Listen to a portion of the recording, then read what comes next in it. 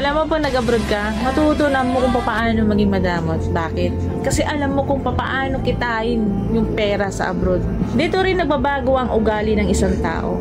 Bakit? Dahil sa mga taong nakakasalamuhan nila na hindi nila kaugali. Dahil sa mga taong nakakasalamuhan nila na iba't iba ang pag-uugali. Karamihan sa mga tao sa Pilipinas at hindi naging OFW kailanman, hinuhusgahan nila yung mga tao na naging OFW na kesyo mayaman na kesyo nasa ibang bansa na kesyo nakahawak na ng pera, na kesyo gumaan ng buhay, lumaki ng bahay, mayabang na.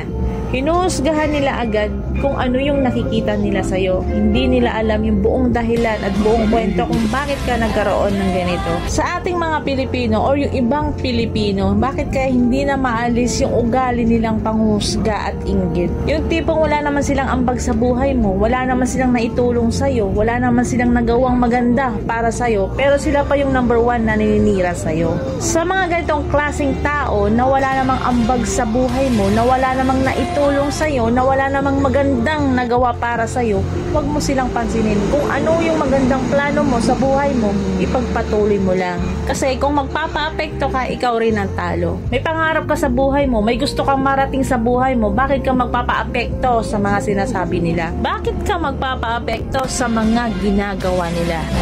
Hindi naman masama yung masyado kang matulungin o kaya yung masyado kang mapagbigay sa pamilya mo. Ang masama doon, yung tulong ka ng tulong, wala na palang natitira para sa'yo. Unahin muna ang sarili bago ang iba. Kung yung mga linyahan nila na sinasabi nila na ang pera mo ay hindi mo madadala sa hukay, sinasabi yan ng mga taong walang pangarap. Sinasabi yan ng mga taong hindi pinaghahandaan ng kinabukasan. Real talk po tayo. Sa mundong ibabaw, kailangan ng pera. Pinanganak ka pa lang, kailangan ng pera. Mag-aaral ka, kailangan ng pera. Hindi kakasal ka, kailangan ng pera. At sigit sa lahat, ang pinakagastos ay pag namatay ka.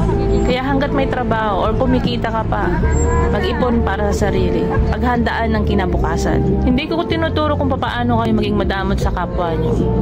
Kasi yun po ang realidad. Hindi habang buhay malakas tayo at nagtatrabaho tayo.